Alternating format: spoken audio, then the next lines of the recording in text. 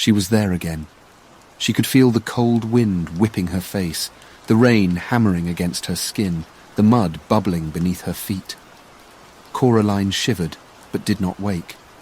During the days, she was strong enough to banish these memories from her mind.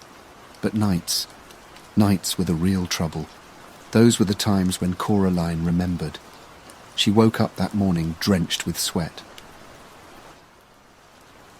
Chapter 1. Found. Finley did not find the box in the attic right away. She always had other things to do than to climb up the musty ladder leading into the darkness of the unknown. Reading, for one thing. Finley liked to read. It helped keep her mind from the depressing thoughts which sometimes rushed in and tried to fill it, and it gave her the freedom to imagine herself in dangerous and grand situations. One minute she might be lost in the Amazon rainforest, and then boldly questing to save a distressed damsel the next. Finley found pleasure in these fantastical exploits despite their short-lived nature.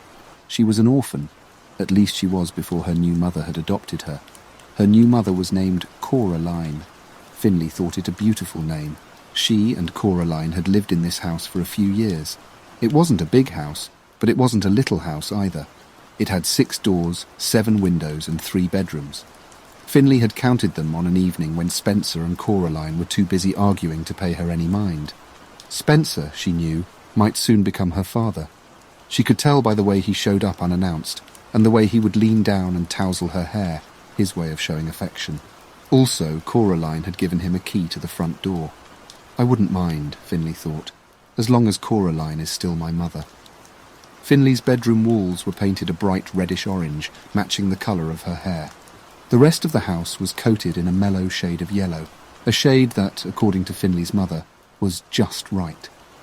In the living room, a picture of a fruit bowl hung from the wall, and in the drawing room there was some expensive but uncomfortable furniture. Finley was playing hide-and-go-seek with her friend Peter from across the way. That's why she had gone into the old attic, to hide. She supposed there must be first-rate hiding places up there.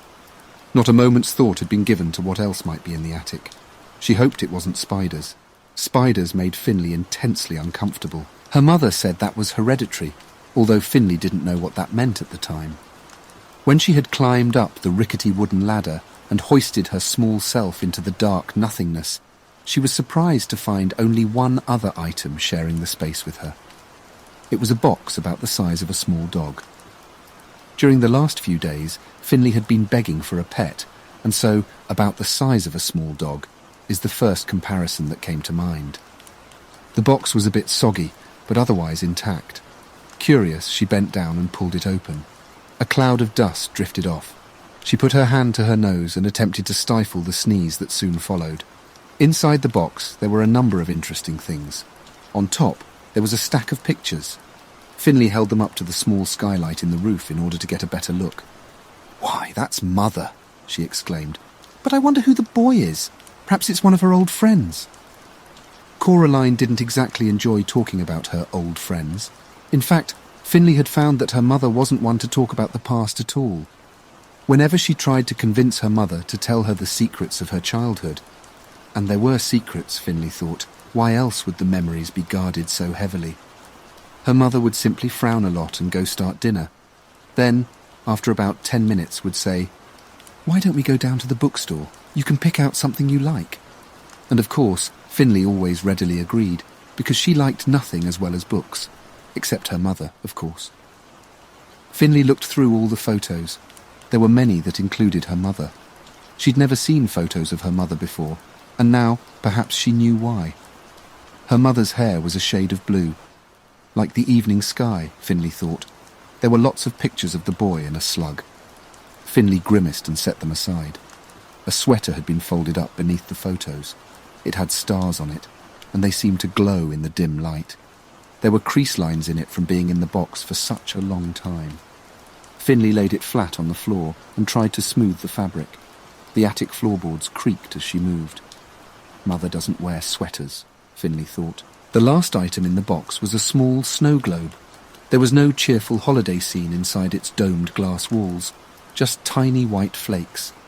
Finley shook it and watched as the miniature snow fell. "It's snowing outside right now," she thought, just like this. For a second, Finley wondered if the whole world might be one massive snow globe. It was possible, wasn't it?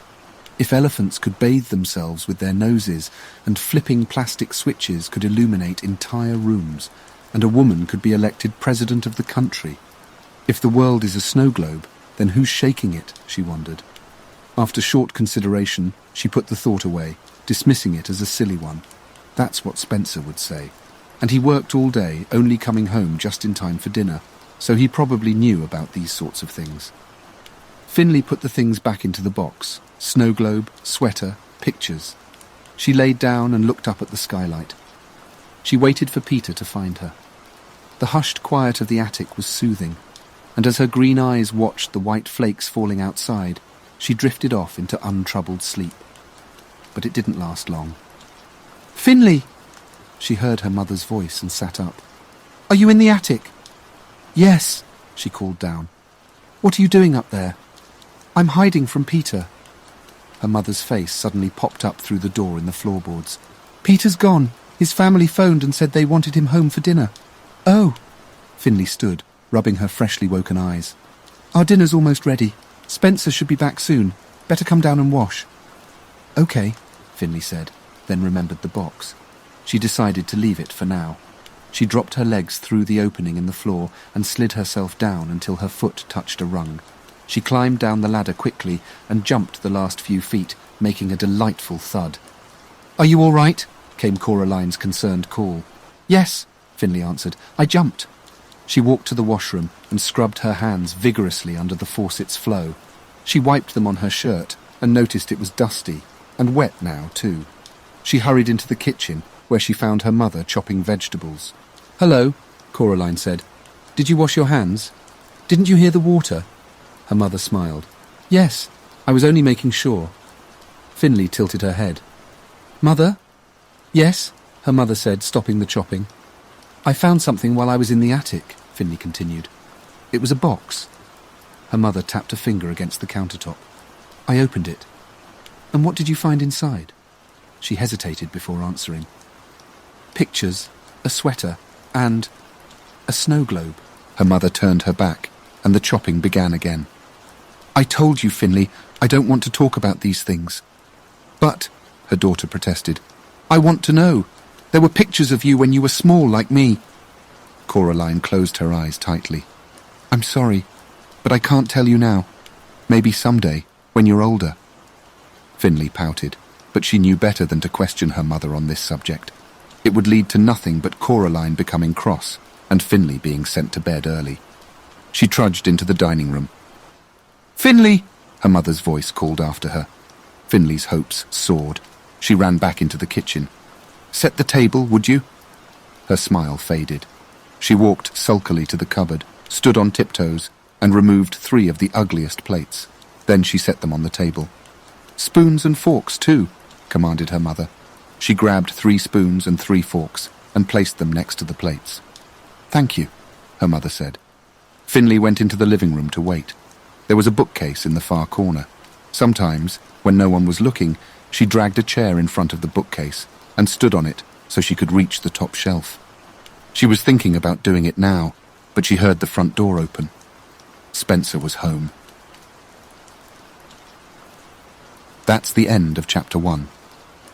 To read more of Coraline 2, The Final Unraveling, and find out what happens next, visit the link in the description. Thank you for listening, and remember, do not go through doors unless you are certain where they lead.